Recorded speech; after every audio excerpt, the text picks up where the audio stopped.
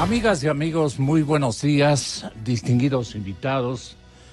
Les saludo con especial empeño indagatorio en conocimiento de los altos niveles de preparación y comprensión de los problemas económicos de nuestro país que ustedes tienen por sus respectivas trayectorias. Bueno, pues este día martes, 1 de octubre ya, del año 2019, lo que podemos afirmar es que no hemos logrado ponernos de acuerdo a nivel de nuestros representantes ministeriales, y entiendo también que consultas al sistema productivo ecuatoriano respecto a la receta que conviene.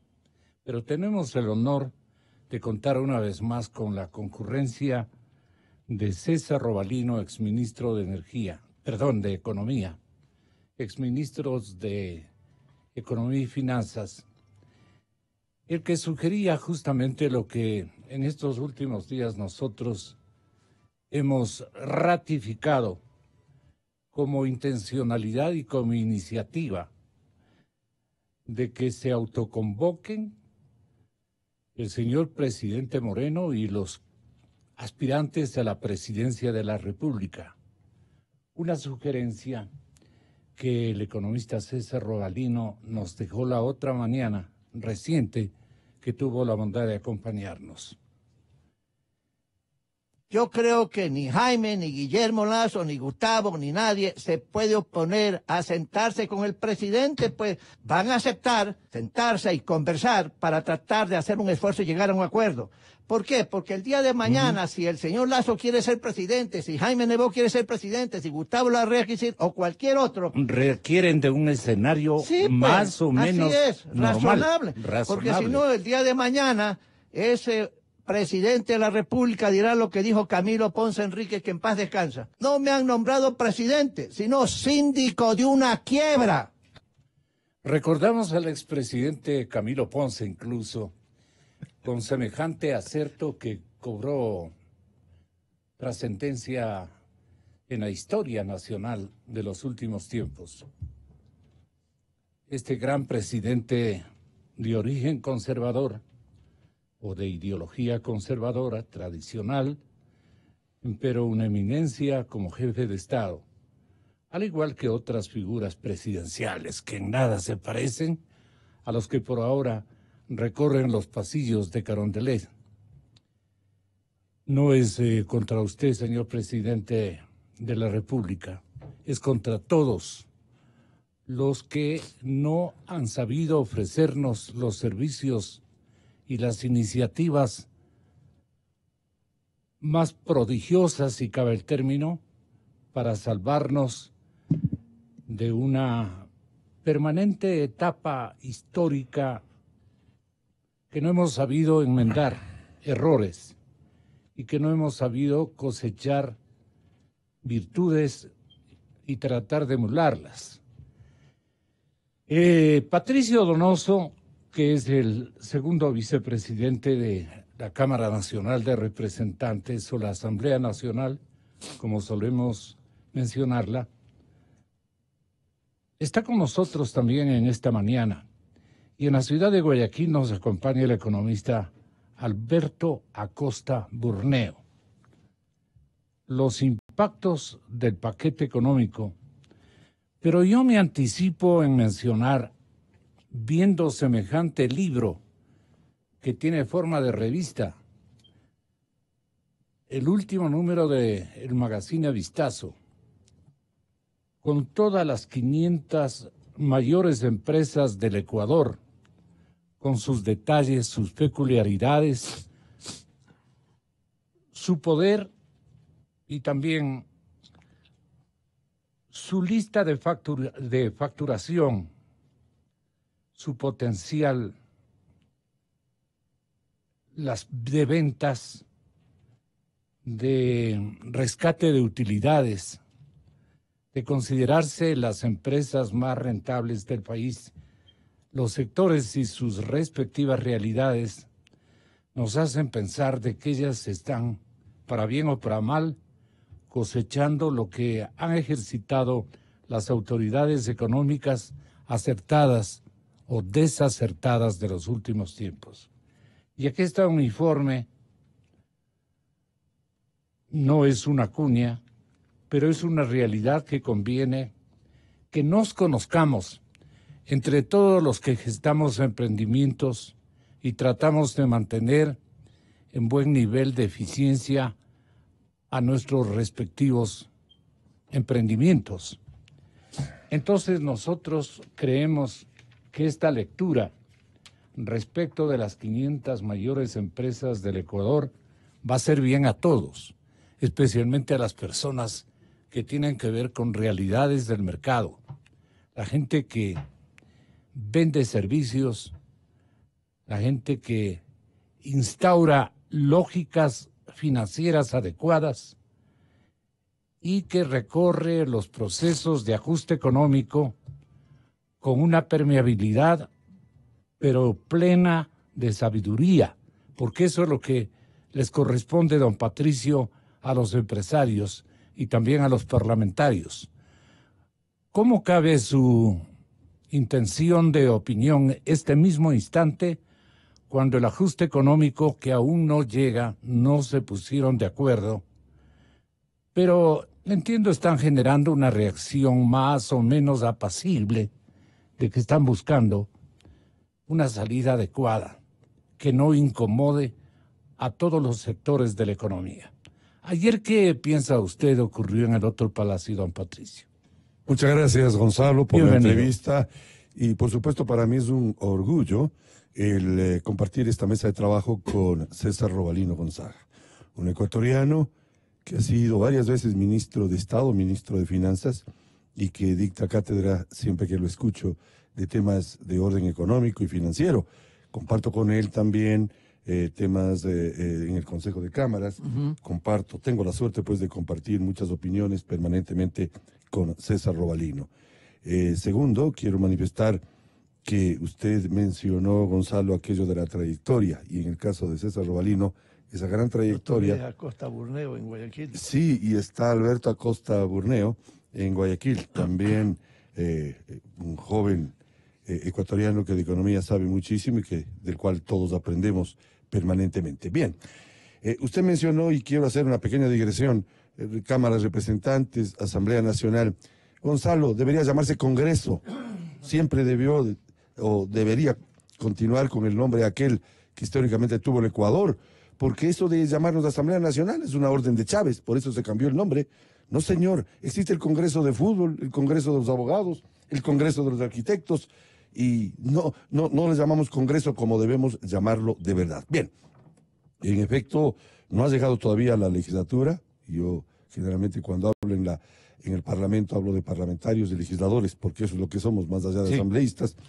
No ha llegado a la legislatura el proyecto de ley que ha sido anunciado reiteradamente, y es un proyecto de ley, o se supone que debe ser un proyecto de ley, que viene con algunos temas. El más importante, en mi humilde opinión, el más importante será, espero que así sea, lo referente a la reforma profunda del Código del Trabajo. ¿Por qué, Gonzalo, y opinión pública que me escucha a través de Exa Radio Democracia? Porque el principal problema que tenemos los ecuatorianos es el desempleo. Ese es el principal problema. Hay 5 millones de ecuatorianos, Gonzalo, que no tienen empleo fijo, digno. 5 millones de ecuatorianos que no tienen seguridad social. 5 millones de ecuatorianos que esperan una oportunidad. Por eso es clave reformar un Código del Trabajo que data de 1938. 81 años sin que se haya hecho una reforma profunda como lo han hecho nuestros vecinos, Colombia, Perú, incluso Chile. Y nosotros hemos hecho reformas tibias. Y a esa hora, ¿por qué no? ¿Por qué no, Gonzalo, con valentía, debatir el trabajo por horas? ¿Por qué no? Y hacer lo que hicimos casi todos nosotros de jóvenes, estudiar y trabajar al mismo tiempo. Generaría 3 grandes utilidades o ventajas al joven, y lo digo para que el gobierno ojalá me esté escuchando. Generaría, 1, dinero para ese joven que se incorpora al mercado laboral en el número de 82,000 al año. 2, ganaría dignidad, nada más digno que un empleo. Y 3, ganaría la experiencia que le va a ser requerida años más tarde. Coja usted cualquier periódico, Gonzalo, y verá cómo se solicita puestos de trabajo y se dice edad máxima 30 años, 10 años de experiencia. Es que es absurdo. Para ello tenemos que debatir con valentía. El darle la Pero no estamos por las ramas, vamos a lo de fondo. Bueno, es que lo de fondo no lo conocemos, el tema económico no lo conocemos. Estamos esperando que venga el proyecto. Y yo soy parte del CAL, miembro del CAL. Y hay 6 pasos que debe cumplir esa ley que va a llegar. Ya. Las 2 primeras... Dentro de la Cámara. Sí, claro. Dentro del Congreso. Del Congreso. Para andar con lo suyo. Exacto, gracias. Los 2 primeros pasos son más o menos rápidos. Primero, para ir al tema. La Unidad Técnica Legislativa deberá calificar la constitucionalidad del proyecto. Vamos a ver si es constitucional. Y César está sintiendo con la cabeza, es cierto. Hay que ver si el proyecto es constitucional. Y ¿De luego, qué puede adolecer en términos inconstitucionales? podría adolecer si topa muchísimos temas y es calificado con urgencia económica. Ojo. 2, el segundo filtro es el CAL, que califica ya en forma puntual el proyecto y, sobre todo, direcciona a una comisión. He de suponer que si es que viene con temas de orden económico, deberá ir a la Comisión de Régimen Económico, de la cual soy parte. Pero faltan 4 pasos en 30 días y es calificado. ¿De qué califica el Consejo Administrativo de la Legislatura al proyecto? 1, que se cumpla con los requisitos del envío del proyecto, los temas y, por supuesto, la calificación, que es lo más importante. ¿Los requisitos cuáles son? Perdón, los otros 4 son: un debate en la Comisión de Régimen Económico, si es que va al régimen económico, que es complicado y César lo sabe, ha estado allí, es un debate... Ahí lo expulgan para ser un poco vulgar. Exactamente, bien dicho, esa es la palabra exacta. Y claro, se hace lo que se denomina la sociabilización, o socialización, como dicen algunos. Luego, el cuarto paso es que vaya al plenario legislativo, donde también se reciben opiniones de todo género, con democracia, por supuesto, de todos los partidos y movimientos políticos y sus actores, los legisladores. El quinto paso es que retorna con las observaciones a la comisión. Y el sexto es finalmente ir. Hay un séptimo después. Un sexto que es ir a la al propio plenario para que lo apruebe. Y si lo aprueba, viene el séptimo, que es del ejecutivo, es del gobierno, porque es del colegislador. Entonces, no es tan sencillo decir, venga y está aprobado. Y todo esto en 30 días. ¿Quién creó este camino tortuoso? Montecristi. Montecristi.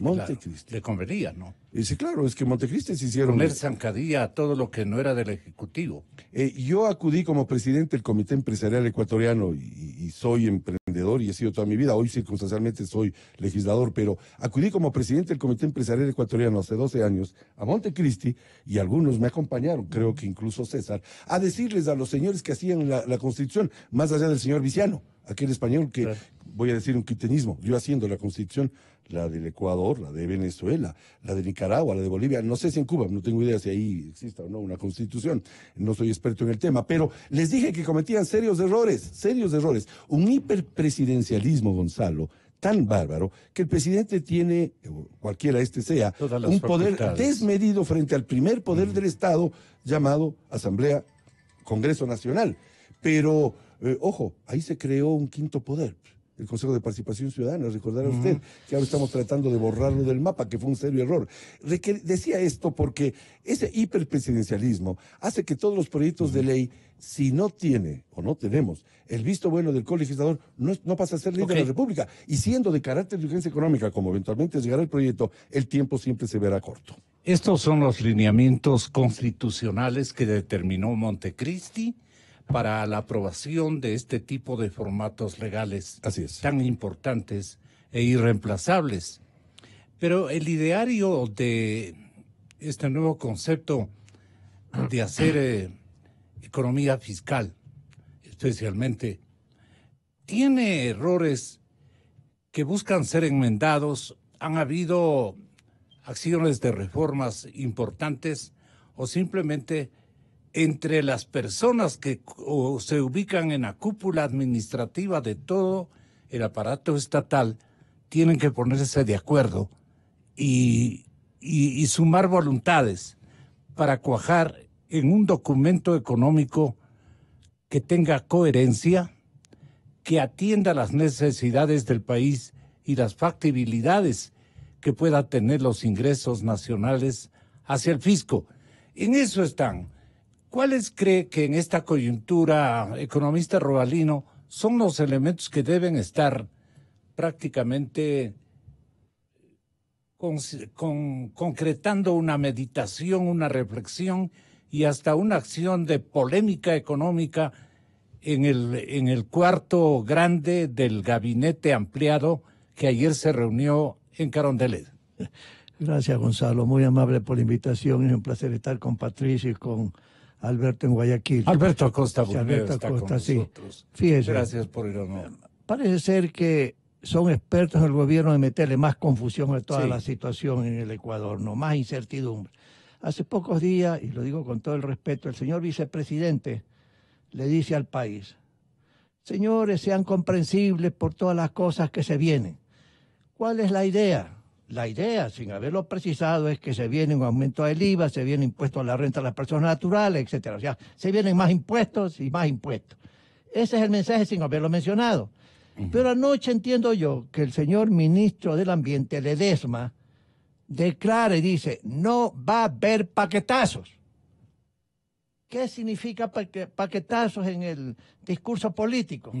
Aumento de impuestos, aumento del precio de los combustibles, etcétera, ¿verdad? Entonces uno dice, bueno, ¿qué es lo que pasa? ¿Qué es lo que pasa? Están metiendo confusión. El vicepresidente dice una cosa, el otro dice una cosa. Entonces los mercados se sienten una incertidumbre espantosa. Entonces todo el mundo está parado. Está parado hasta saber qué va a mandar el presidente al Congreso Nacional, ¿sí? Y naturalmente, si es que van a mandar cosas débiles, no manden nada, ¿sí? Entonces, lo que tienen que enviar es cosas contundentes. Tiene que ser derrotado el déficit fiscal. ¿Cómo se derrota el déficit fiscal, mi amigo? Con acciones de reducir, no la inversión pública, que ese es un error del gobierno. La inversión pública, como están las cosas, no va a alcanzar ni a 5.000 millones de dólares en el año. Una monstruosidad. El país necesita obra pública, pues, mi amigo, ¿sí? Los municipios necesitan más agua potable, alcantarillado, porque las ciudades crecen, etcétera, etcétera, etcétera. Entonces, ¿dónde está el tema? Que el gasto corriente sigue creciendo. La nómina de sueldos y salarios en el presupuesto del Estado, en 8 meses de este año, porque todavía no hay información de septiembre, 8 meses, agosto del año pasado, creo que es el ahorro de 80 millones de dólares. No digo que no sea pues algo adecuado el que ya no siga subiendo, pero mi juicio personal es que en los próximos 12 meses 2.000 millones de dólares tienen que bajar en la nómina. Hay varios métodos para hacerlo, ¿sí? Pero eso no va a ser suficiente, hay que crear más ingresos, quiera o no se quiera. ¿Cómo derrota el déficit? La gente dice por aquí, sí, etcétera, Cuenca, Guayaquil, Loja, etcétera, etcétera, dicen no más deuda, no más deuda, no más deuda. Y usted dice, bueno, mientras haya déficit fiscal, va a haber deuda pues adicional. ¿Cómo derrota este tema de no más deuda? Teniendo superávit pues fiscal el gobierno. ¿Y cómo le hace que los ingresos sean superiores a los gastos? Así de simple.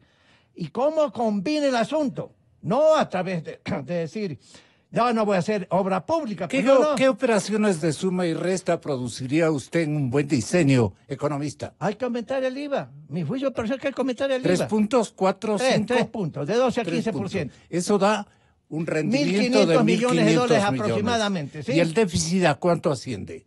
El déficit este año, tal como está, va a ir a más de 4.000 millones de dólares. El año pasado fue 4.500. Entonces ¿sí? Viene una operación tijeras. También, pues. No solamente tributos. Claro. Hay que cortar gasto.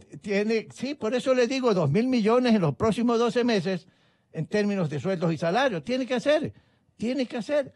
Hay en las empresas estatales demasiada burocracia que no hace nada. Y eso lo sabe el gobierno, lo sabe el presidente, el ministro de Petróleo, por ejemplo. ¿Sí? Señor Pérez, él sabe que tiene exceso de gente en las 2 empresas estatales. Y hay excedente gente, entonces... Pero ahí están las fortalezas electorales de los partidos de gobierno. Pero si el morenismo y el correísmo. Gonzalo, si el presidente... Créame que esa es la verdad. Ya sé, pero si el presidente no quiere ir a la reelección, ha dicho sistemáticamente, estoy contando los días para irme a mi casa. ¿Eso qué significa? Que el presidente debe jugarse el capital político bajo que tiene, porque no pierde nada, ¿sí? Ahora... Si eventualmente el Congreso no le aprueba cosas contundentes en materia tributaria y en materia del mercado laboral que tiene razón Patricio, que es importantísimo, porque hay 5 millones de gente que no tienen empleo, especialmente los jóvenes, ¿verdad? El presidente tiene la facultad del veto. Veta y insiste en sus propuestas originales contundentes en reforma tributaria y reforma laboral, ¿sí? Entonces la pregunta es cómo derrotan el veto. 92 o 93 votos. ¿Hay 92 o 93 votos para derrotar el veto presidencial? No lo hay, a menos que el partido del presidente, Alianza País, diga, lo siento, presidente, lo siento, voy a votar en contra tuyo. Ah, bueno, si eso es así, el presidente no controla su partido político, pues, ¿verdad? Entonces, tiene que jugarse el presidente. Correcto. Tiene que Primera gran sugestión. Pero de una vez, decidan. El país está paralizado por la incertidumbre que el mismo gobierno introduce en la economía. Lamentablemente, lo digo con todo el respeto al presidente, pero tiene que moverse, tiene que decidir. Esperemos que este jueves pues manden al Congreso Nacional todo lo que se anuncia, ¿no? Pero la cumbre que usted anticipó y sugirió, es que lo que pasa es no que se cumple. Le preguntamos a Alberto Acosta Burneo, que nos aguarda en Guayaquil. La iniciativa suya. La iniciativa fue suya. El presidente debió haber llamado él personalmente, no nadie, sino el presidente. A los dos candidatos más. Y a otros caballeros. Con más posibilidades hasta este momento. Porque lo que pasa es que si un momento dado, fíjese, porque la gente está pensando en las nuevas elecciones, y eso implica nuevos votos. Entonces los políticos funcionan así, derecha, izquierda, no importa, así funcionan en todas partes del mundo, ojo, ¿sí? Entonces, si un candidato o un presidencial le dice, estoy de acuerdo contigo, presidente Moreno, el otro va a decir, te fregaste, vas a tener menos votos. Entonces todo el mundo está pensando en eso, pues. Porque así funcionan los políticos. Discúlpeme con todo el respeto, yo conozco a algunos de los presidenciables. Así funciona aquí en Francia, así funciona. ¿Sí? Los dos que sabemos se cortaron la lengua por algunos días. Están ahora silentes. Todo el porque mundo no conviene opinar, pues todo no. El mundo no espera, conviene opinar. todo el mundo espera. Eso es lo que la sensatez política le dice a la gente. ¿Qué espera el pueblo ecuatoriano como tal? Economista Alberto Acosta Burneo, le saludamos cordialmente con César Robalino y Patricio Donoso. Muy buenos días, economista.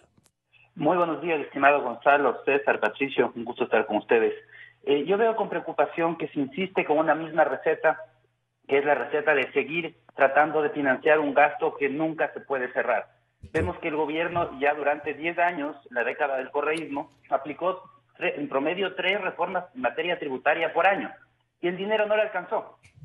Y ahora insistimos en cerrar la brecha fiscal, en solucionar el problema de un exceso de gasto, acudiendo nuevamente a los ciudadanos con más impuestos a que sigan pagando la fiesta fiscal, cuando vemos que lamentablemente, y esto hay que decirlo claramente, la fiesta a nivel del sector público continúa.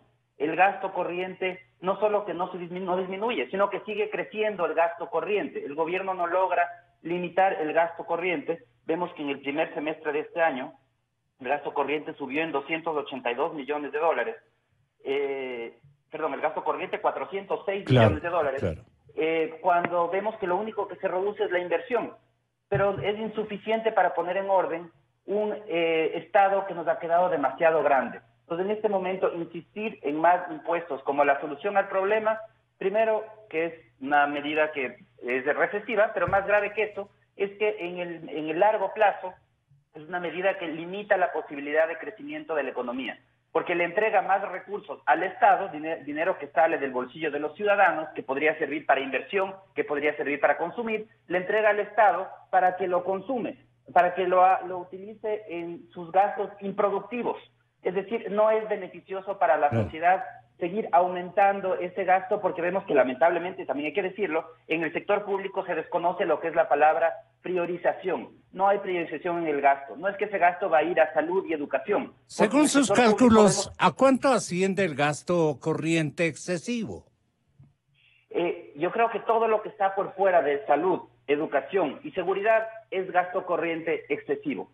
Y eso vemos que es un monto importante. Basta ver el número de instituciones del sector público que existen, todas las funciones que se han creado para controlar todas las normativas que también se han creado con exuberancia durante la última década, Todo eso nos lleva a decir, limiten el número de instituciones, limiten las funciones que tiene el Estado, que se ha dedicado hasta a ser empresario. Tenemos un Estado que tiene una empresa de aviación que ha perdido acumulado 300 millones de dólares. Imagínense, eso es TAME. Eso está, que un empresario que quiere ser empresario en telecomunicaciones, que quiere hacer todo, pero los recursos son limitados, entonces hay que priorizar. ¿Cuál es la prioridad para el Estado? Y eso los ciudadanos tenemos que estar muy claros. ¿Qué debemos exigirle al Estado? Yo creo que debemos exigirle salud de calidad, educación de calidad, que no tenemos ninguna de las dos cosas todavía en el país, y tenemos que exigirle seguridad. Esas son las tres funciones que el Estado debe hacerlas y debe hacerlas bien. Y los recortes, ¿a dónde deben apuntar? Básicamente al gasto corriente burocrático, pero el señor presidente, con esto complemento, el señor presidente Moreno dice, ¿y qué va a hacer esa gente? Pobre gente. Nos hace contagiar de ternura. Dicen, ¿qué van a hacer esas gentes en la desocupación? Y entonces aguanta hasta donde más puede.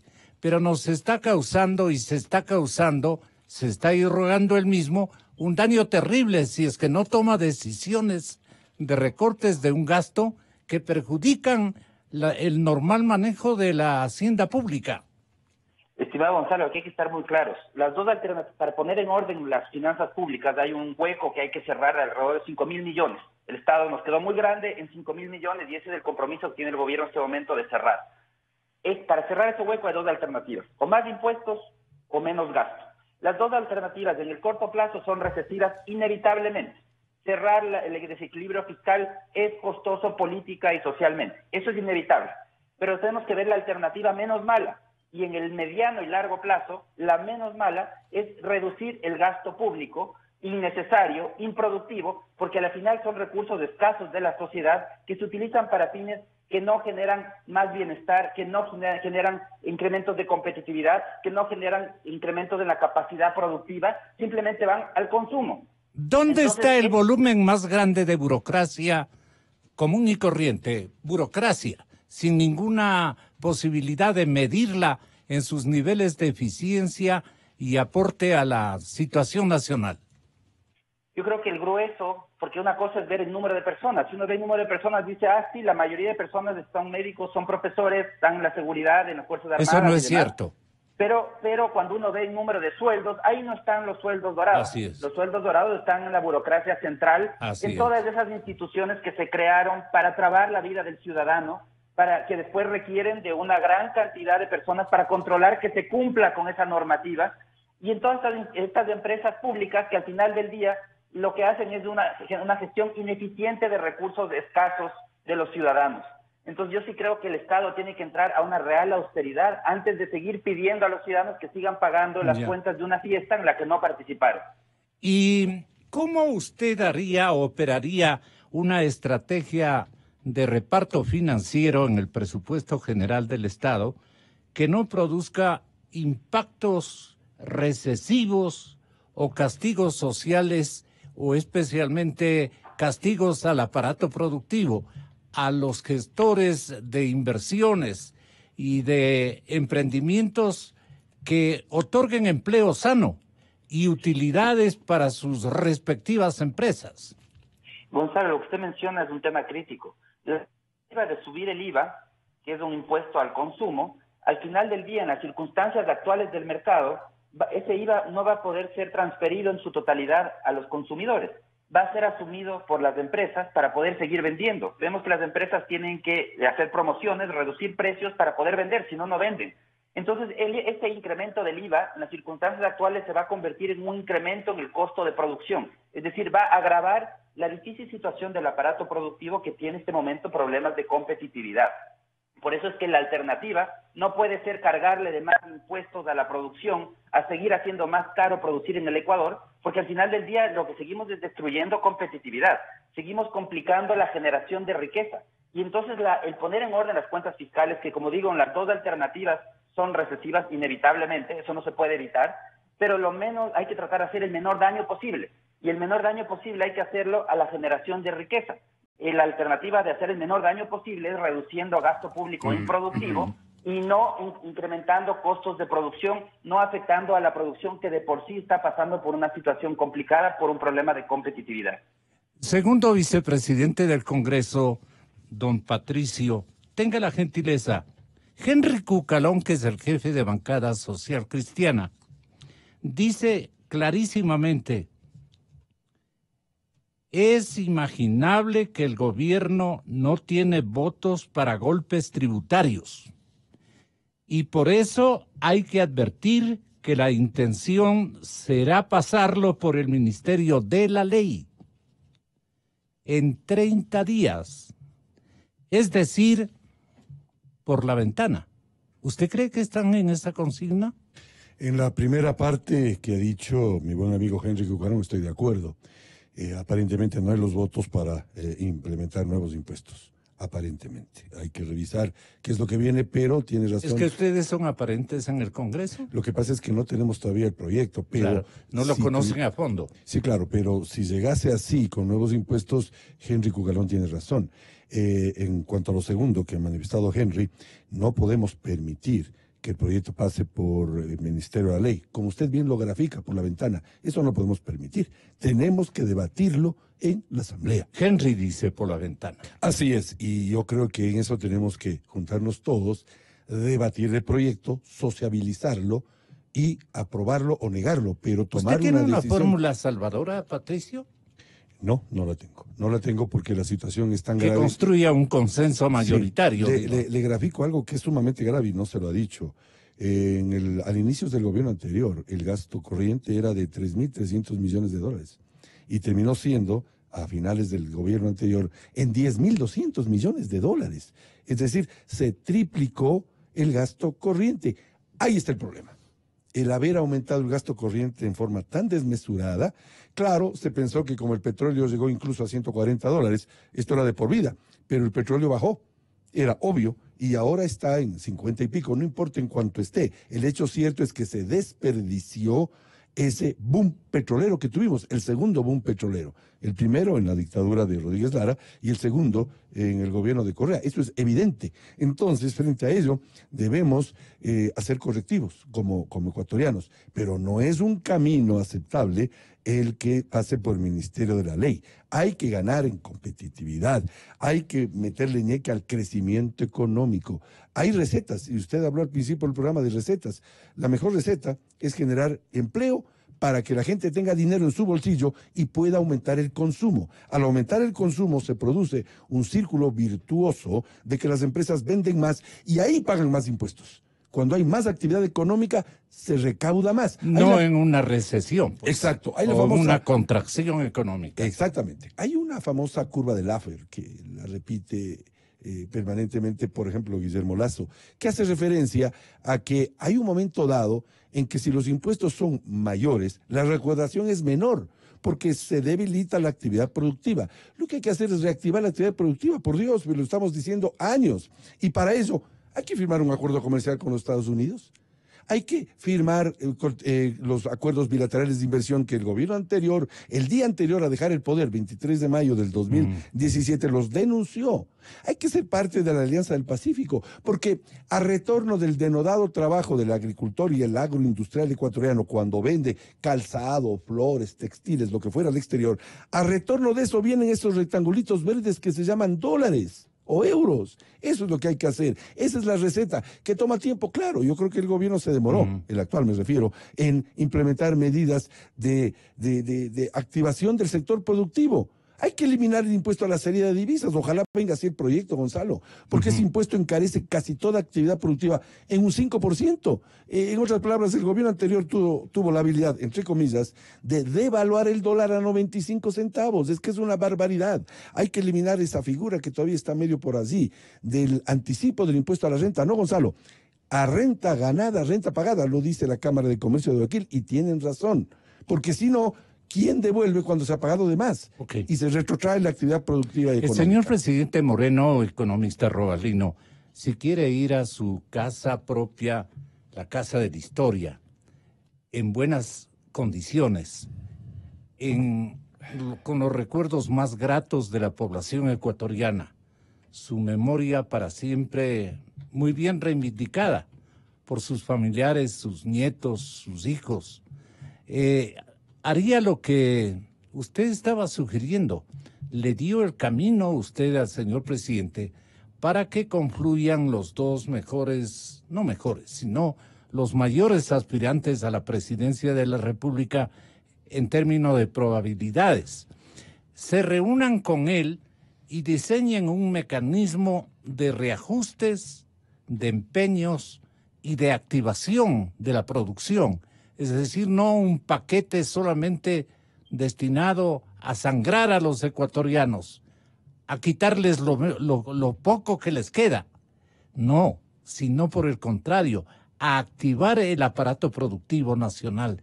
Un mecanismo que cumpla todas las funciones. Y la pregunta es para los dos, para usted y para Alberto, a ver si son tan amables en darnos las características de esa receta que conviene este momento.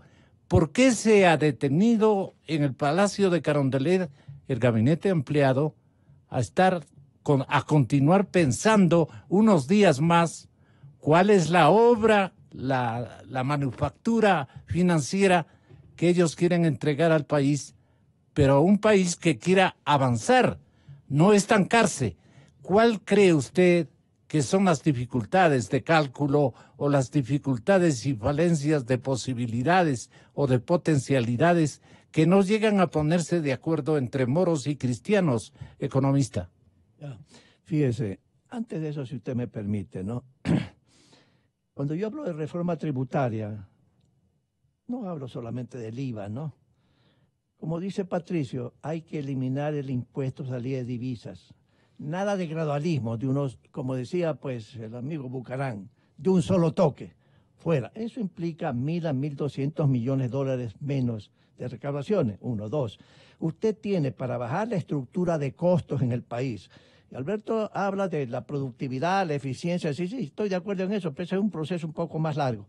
Yo digo en aranceles, todo lo que es derechos arancelarios en materia prima y bien de capital tiene que desplomarse. Y eso está en manos exclusivamente del gobierno.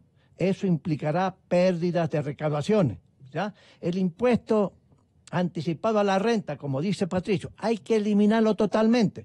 Y eso desde el punto de vista de flujo de caja también significa un sacrificio fiscal.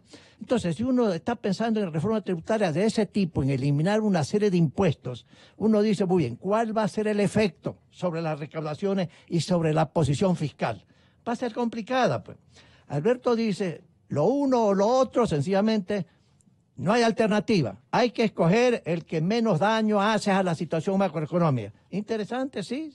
Todo el mundo dice eso, sí. El punto es saber cuál es la alternativa que hace menos daño. Si yo voy a bajar todo este tipo de impuestos, ¿sí?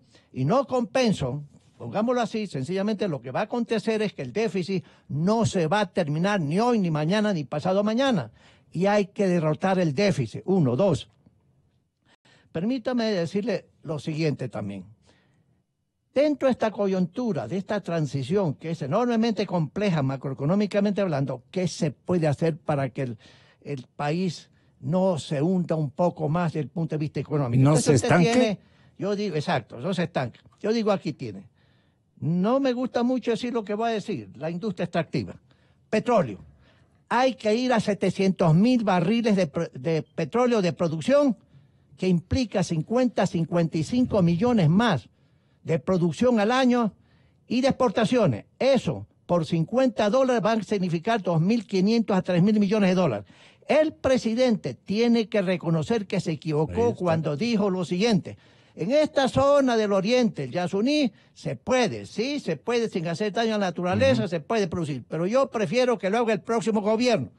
Entonces hay que retomar eso y el ministro Pérez tiene que hablar con el presidente y decir, presidente, discúlpeme, autoríceme, hay que ir a los 700.000 barriles. Ahora, eso no significa, y eso se lo dije en una reunión en el Consejo de Cámara al ministro de Finanzas, Martínez, esto no es que sale en 24 horas, en un mes, en 6 meses.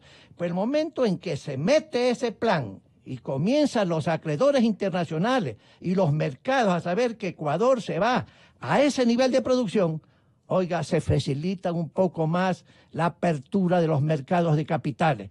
Bajará el Aquí hay riesgo futuro, país. dicen. Sí, en mi juicio personal yo creo que sí. ¿Sí? No, Bueno, los eso inversionistas dicen, aquí en el Ecuador va a haber futuro. Exacto, y va a haber más plata, etcétera, etcétera, etcétera, ¿no?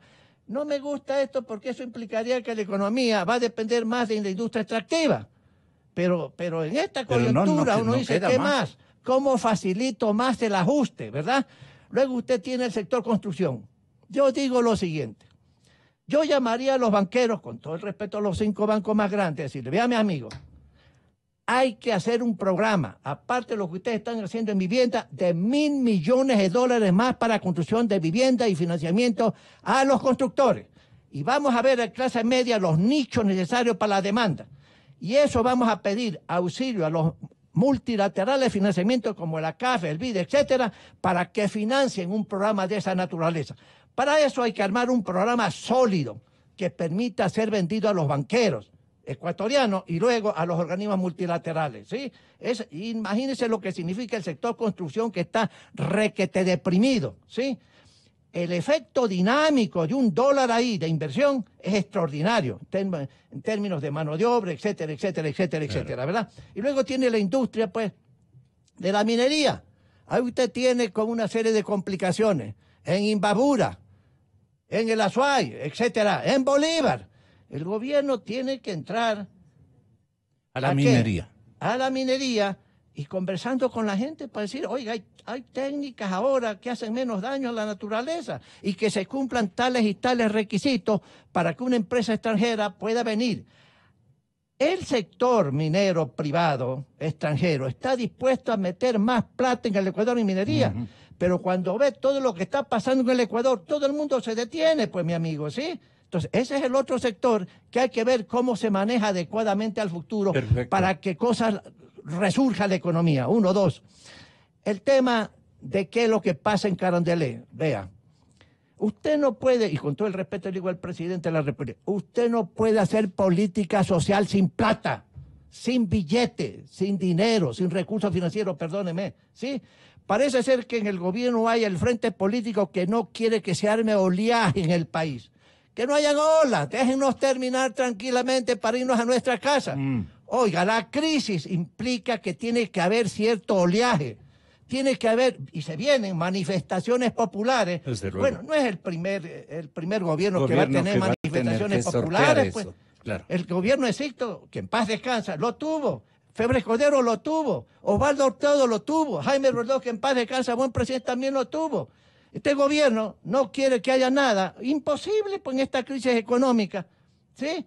Y si no quieren hacer nada, espérese y proyecte que las tensiones al sistema monetario serán más graves de lo que actualmente existen. ¿Alguien quiere desdolarizar la economía? Por ahí una vez, no sé, en hora 25, estuve con un catedrático de la Universidad Central, creo, que andaba sugiriendo ese tipo de medidas. Esa es una estupidez y torpeza, pues. No se puede estar pensando. Y por eso también no se está hablando por parte del gobierno del envío de las reformas básicas, intensas que tiene que tener el Código Monetario y Financiero, para que todas las reformas puedan, ¿qué cosa? Fortalecer al sistema monetario de la rotación para que ese no esté en tensiones y la gente no se ponga nerviosa con respecto a posibilidades de desvalorizar la economía en el futuro, ¿sí? Fantástico, economista. Pero yo quiero irme al estudio profesional de Alberto Acosta Burneo.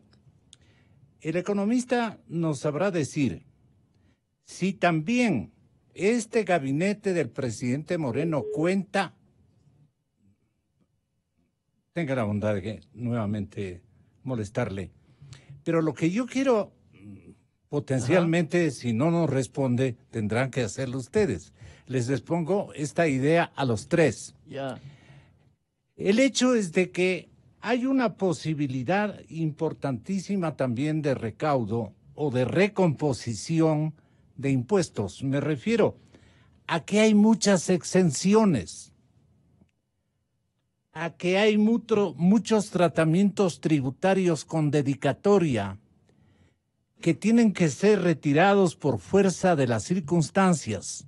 hay muchas exenciones, me parece que es el término. Exenciones. Hay deducciones también. Hay deducciones. Pero hay que ampliar la base de contribuyentes. En eso estoy de acuerdo con usted. Y yo le pregunto a Albertito Sí. Acosta a ver qué nos dice respecto de qué otras medidas considera usted que podrían agregar o agregarse para alcanzar un poco más de 1.500 millones de dólares. Es lo que le quería preguntar. Nos ha cortado. Pero ustedes podrían contestar. Si me permite, Patricio. Por supuesto, César. Ya, en la reforma tributaria, poner los principios son que hay que simplificar el sistema, ¿verdad? Sí, y eso implica varias cosas. Pero también le digo que hay que ampliar la base tributaria. Hay ecuatorianos que no conocen la expresión pago de impuesto a la renta. Entonces hay que ampliar la base. El SRI tiene que ser fortalecido en las reformas que se vienen, yo aspiro, para fortalecerlo ¿en qué? En la lucha contra la evasión tributaria. Primero eso. Pero segundo, también sencillamente tiene el SRI que comenzar a chequear una serie de personas de clase media que no pagan, y si pagan un impuesto es incompatible con su posición social. O sea, no tendría mucho sentido y sensatez que de repente manden el proyecto de reforma tributaria y fiscal y el impuesto a la renta de personas naturales que tienen un nivel X de salario hacia arriba, le digan, oiga, en la parte progresiva del impuesto a la renta personal ya no va a ser el máximo 35%, sino 38,5%, 40%. Entonces la gente dirá, oiga, yo estoy pagando impuestos como 30, 40 mil o 50 mil dólares al año o mucho más, pero hay una serie de profesionales, no importa de qué profesión sean, que no pagan pues la renta de acuerdo a su posición social. Entonces el SRI tiene que sencillamente dedicarse también a ampliar la base tributaria. Ese es otro tema que tiene que constar en la reforma. Hay que pocos se avecina. estudiosos, solamente son burócratas como carga de salarios y nada más. Pero no hay gente estudiosa como había antes. En el escenario del Servicio de Rentas Internas había gente dedicada. Bueno, hay Yo una- recuerdo a un exparlamentario, Luis Mejía, al que todo el mundo apelaba porque tenía una experiencia tributaria fantástica. Y entonces este capítulo de exenciones, Bebé, en eso voy, fíjese. Sí, Fíjese, este Gonzalo. capítulo me parece importante. Fíjese, ¿Cuánto allá, dinero después. se malbarata? Espérese, ahí, por ejemplo, vamos a las deducciones en IVA y deducciones en impuestos a la renta. Deducciones, por ejemplo, medicina. Yo no creo que se pueda atrever el gobierno a decir, pues, oiga, ahora todo tipo de medicamentos como penicilina, etcétera, va a pagar el IVA. No se pueden atrever eso, no, eso no se puede hacer, ¿verdad? Segundo, todo lo que es alimentos en estado natural, que hoy están exonerados, no pagan impuesto a IVA. Tampoco se les puede ocurrir, pues, reduzco el número de artículos y el resto paga. Eso sí golpea a la clase de abajo, ¿sí? Yo digo tampoco. Luego usted tiene que, para la acción del impuesto personal a la renta, por ejemplo, usted tiene lo siguiente, para buscar la base imponible, le dicen, a ver, este elemento de pago de renta de vivienda, le reduzco de sus ingresos totales para buscar la base imponible. O gastos de educación, hay algunos de esos. Ahí podrán decir, muy bien, voy a reducir eso para, sin aumentar el impuesto a la renta, aumentar las recaudaciones. Eso tienen que chequear bien el efecto social que eso va ¿Quiénes a son los producirse. estudiosos, don Patricio, que analicen adecuadamente el universo de exenciones para ingresos altos? Ellos están gozando de permisos, de exenciones, de permisos. Exenciones y excepcionalidades. Exactamente. Hay una serie de excepcionalidades que no están bien y aquellos que reclaman... Orientadas a beneficiar a la gente que más tiene. Mire, hace 24 horas estaba latente la petición de una provincia con respecto a un IVA diferenciado. Esas son excepcionalidades que no conducen a un camino acertado porque el Ecuador es uno solo. Pero Radio Democracia tiene un programa, me parece los miércoles, que se llama Clarito Está. Yo sí voy a hablar clarito. Lo acaba de decir César. El tema de dinamizar la minería. Sí, señor. Necesitamos ingresos y resulta que hay algunos que rechazan las inversiones multimillonarias en la minería. Es que es cosa de locos. Es cosa de locos. Mire, hubo un boom petrolero, ya lo hablamos en el siglo pasado, hubo un segundo boom petrolero que se lo desperdició, y los expertos nos hablan todos los días de que viene un boom minero, pero minería sana, ¿no? Minería limpia, minería técnica, que no haga daño al medio ambiente o que haga el menor daño, pero por ahí hay gente que respete la naturaleza, pero ¿cómo es posible que alguien se muera de sed sentado junto a la fuente? No es posible que el Ecuador no aproveche su capacidad minera. Yo sí exhorto a aquellos que se ponen a la minería que recapaciten un poco. El Ecuador necesita, lo dijo ya César, lo dijo también Alberto, necesitamos aumentar los ingresos para vencer al déficit fiscal, y para eso debemos aceptar inversiones multimillonarias que podrían venir al Ecuador. Obviamente, y también lo dijo César, hay que dinamizar la construcción, pues. Ojalá se den líneas de crédito, porque ahí está el grueso de los desempleados, pues, gente que no tiene empleo. Y a través de la industria de la construcción podríamos generar empleo, que tiene una ventaja enorme, no solamente en el campo social, sino económico, porque aquel que tiene empleo consume, pues. Y si consume, se da lo que decía hace pocos minutos, ese círculo virtuoso de que si tiene más plata en el bolsillo, consume más y las empresas producen y venden más. Y al final del día pagan más impuestos, sin elevar los impuestos. Por tanto, esa es, como usted decía al principio del programa, Gonzalo, esa es la receta. Es que esa es la receta que debemos hacerla. Dinamizar la construcción, dinamizar la minería, sí señor, clarito, y dinamizar la agricultura. Hay una frase importante que siempre la suelo repetir, y mil perdones a los que me han escuchado reiteradamente. El mejor plan social es un buen programa económico, porque si no lo que hacemos es distribuir pobreza, y es hora de que distribuamos riqueza, y la riqueza se la consigue firmando acuerdos comerciales, más Ecuador en el mundo y más mundo en el Ecuador. ¿Qué significa esa frase que la suele decir Guillermo Lazo? Más Ecuador en el mundo significa exportar lo más que podamos, porque vienen los dólares. Y más mundo en el Ecuador quiere decir receptar inversión extranjera, la minería, por ejemplo. Pero es que tenemos un filón que estamos desaprovechándolo. Y mientras hablamos de temas fiscales, hablamos de temas, la corrupción, que es terrible. El candidato Nebot también estará de acuerdo con esta. Me imagino que sí. ¿No es cierto? Sí. Entonces, lo que sugería usted, economista Rovaldino, ¿por qué cree que no propicia el presidente Moreno? Entre los tres podrían arreglar esta situación. Ahora, al margen de otras candidaturas o potenciales, digamos, concurrentes a una solución.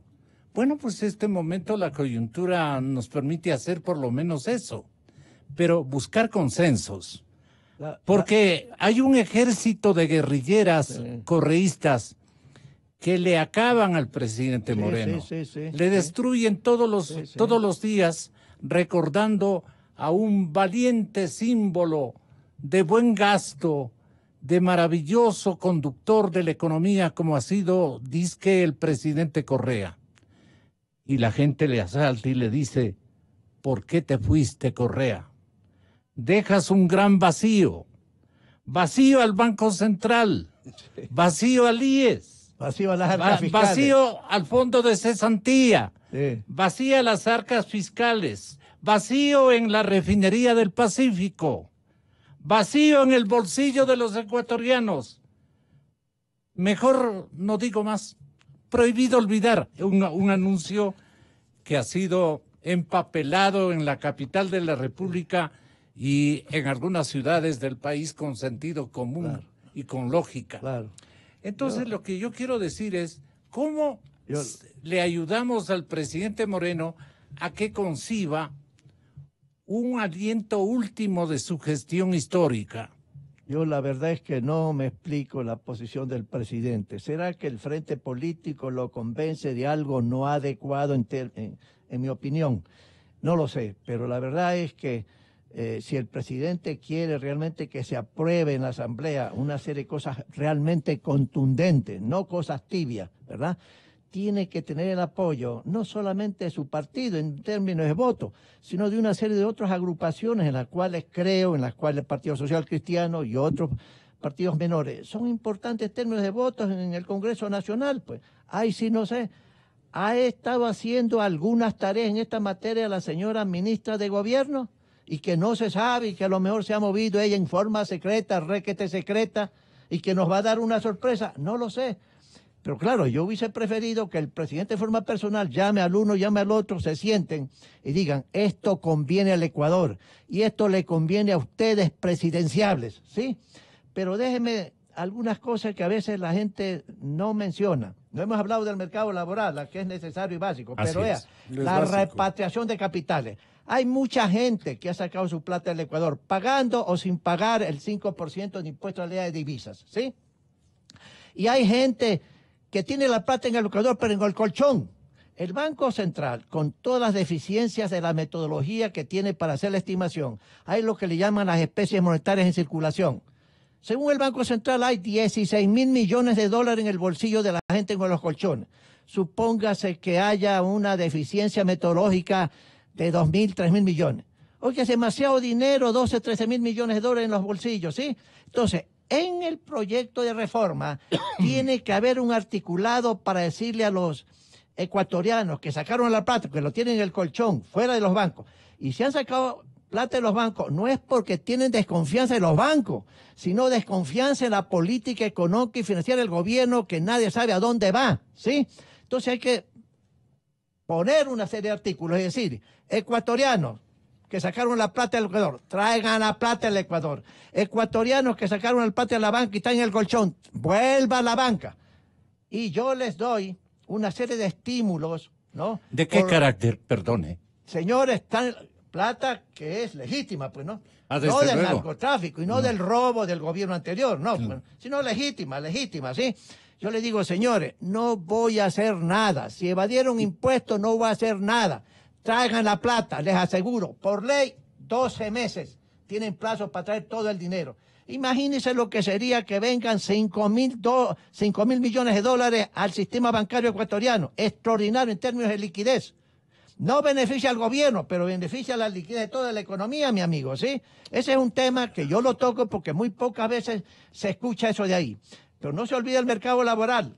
Las cámaras han sugerido varios temas que son adecuadas y hay que acoger por parte del gobierno. Y un grupo de economistas ha sugerido algo importante que es en términos de la cuestión patronal. ¿Cómo se llama? La jubilación patronal. La jubilación.